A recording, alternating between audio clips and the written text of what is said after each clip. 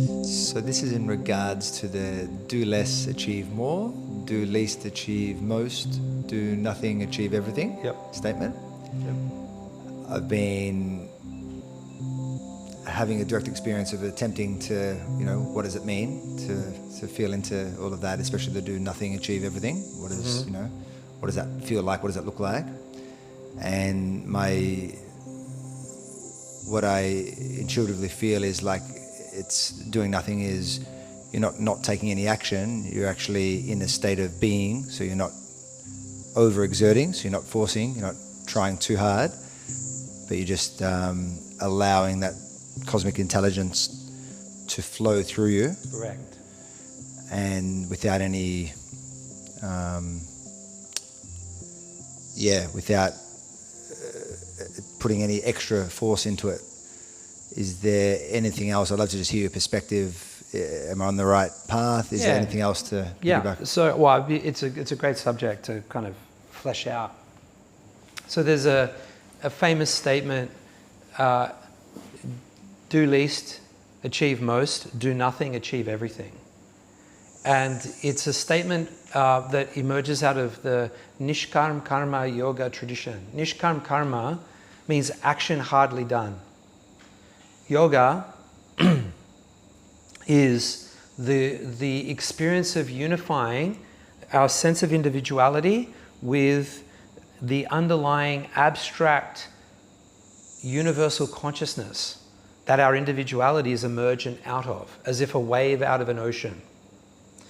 And as human beings, we're generally deeply indoctrinated into a materialistic reduction paradigm of thinking, meaning that everything is as we see it, and everything can be reduced down to a sort of a fundamental material level, and that's all there is to it.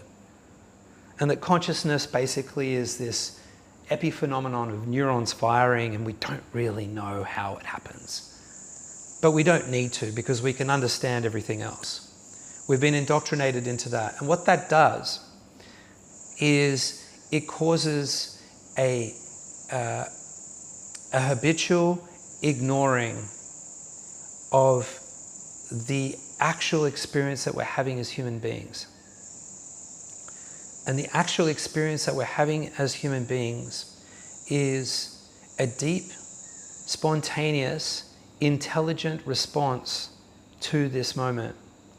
And it is filled with richness, meaning, and beauty and power that informs us of who we are, what we're becoming, who everybody else is, what they're becoming, what life means, what it is becoming, and how best to be with it, be in it. If we only see ourselves as the body and the world is just matter, then we are in danger of disregarding the deeper, abstract, spiritual experience that we are all having as human beings. I go as far as saying that what we are essentially is spiritual beings having a human experience. What defines us as humans is our spirituality. What does spirituality mean? The actualization of this deeper abstract experience that we have as humans that leads us to believe that this life is sacred, it is beautiful, that our existence is magnificent, and it should be cherished, cared for, and nurtured. We should lead with compassion, love, and kindness. And for the most part, most of us feel this, if only fleeting. We feel this to be our deepest nature. And we are in conflict with that because of the way in which we've been indoctrinated to understand ourselves as humans, as individuals, as a collective, and as a world. And when the experience is devoid of that spiritual experience, we start to behave in a way whereby we justify ignoring our humanity for each other And we start behaving terribly towards each other. We use each other for our own hedonistic gains.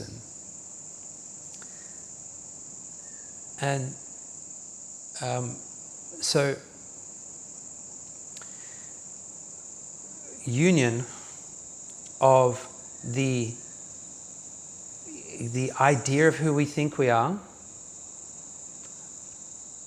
and the experience of what we are is what yoga is. We merge the experience of our individuality,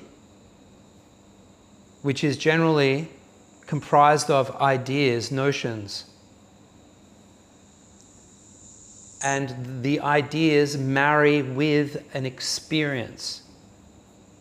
And when we gain access to that deeper part of ourself that is abstract, it's non-conceptual,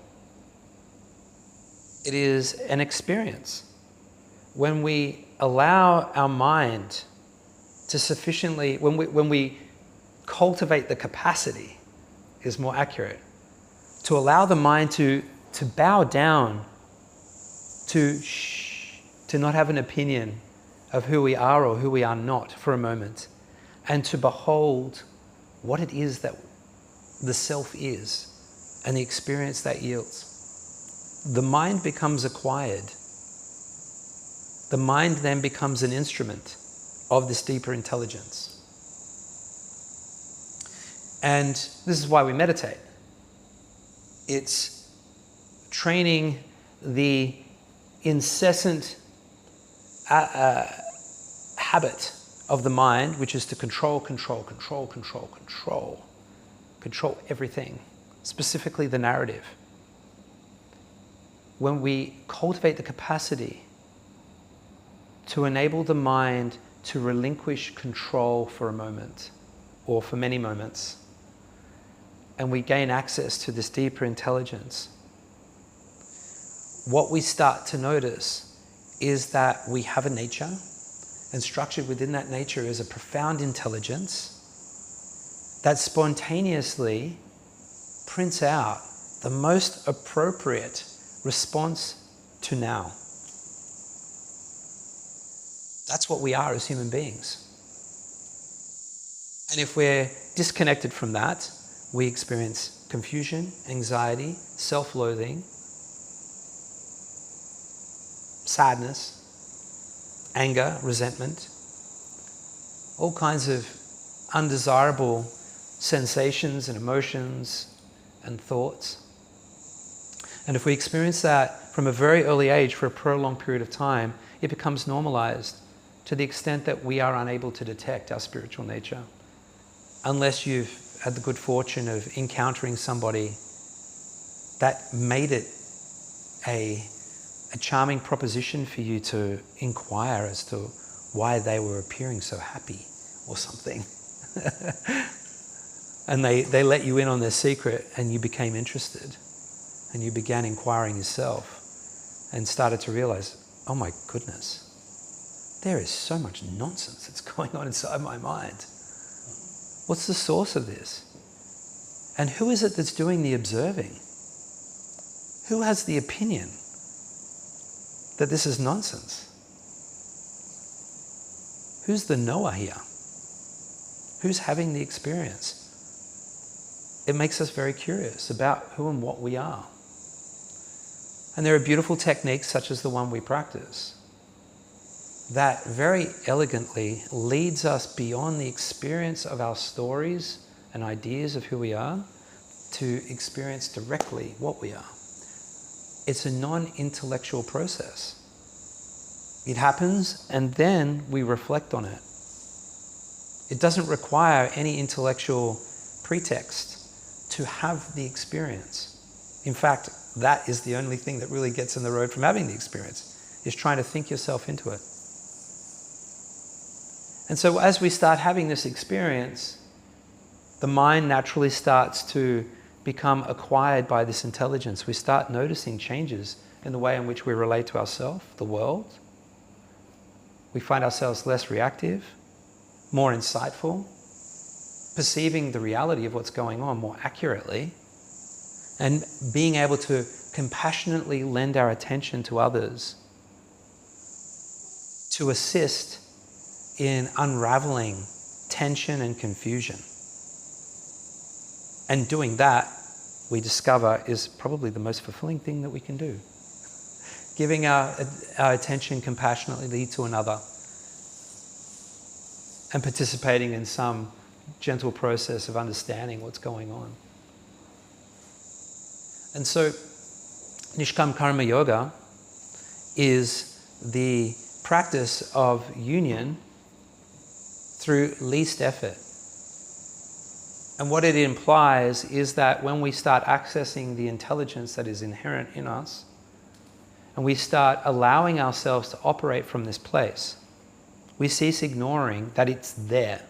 Despite all of the noise and the fear, the anxiety of actually surrendering deeply into our knowingness, we do it. And what we start to notice is that life starts to print out frictionless ease. And it doesn't mean that all circumstances are easy, but we notice that we have a repertoire of responses that empower us to not suffer through undesirable experiences, through unmet expectations. We find ourselves more artfully able to navigate and utilize the intelligence to see the experience as an opportunity for more growth, more insight, more understanding about myself and yourself. There is always that opportunity. And that opportunity can only be seized through the awareness of it. And so the foundation of Nishkam Karma Yoga is cultivating greater awareness. So do least, achieve most is the warming up. I'm starting to notice that I don't have to try so hard at life in order to have the kinds of experiences that I'm desiring most to have. In fact, if I stop trying to control and just let go and allow things to happen, I'm enjoying myself a lot more. This is doing least to achieve most.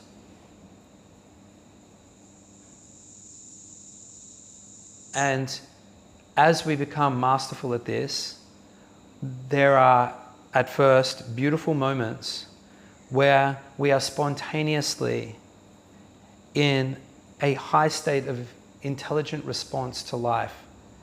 Stuff's coming at us left, right, and center, and we're just observing ourselves being utterly unaffected in any way that might distort the experience of that intelligence. And we joyfully just are meeting the demand. And it's not only effortless, it's enjoyable. We start to enjoy things that we would otherwise have been historically terrified by. And this is the promise of this practice. The realization that we don't necessarily have to do anything in the way that we might be doing things when we are disconnected from this deeper intelligence. Or at least we doubt ourselves. We doubt that we are having that experience. When your intuition is not validated, when it's just relegated over there, that can't be trusted. Don't listen to that. Follow the formula, follow the strategy.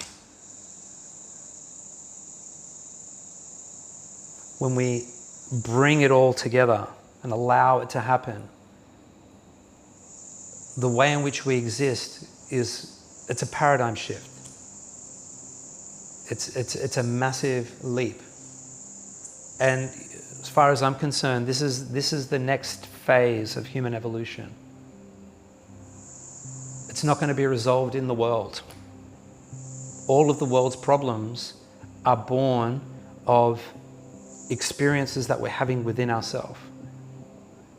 Our inability to reconcile what we are as human beings. as spiritual beings. The next phase of human evolution is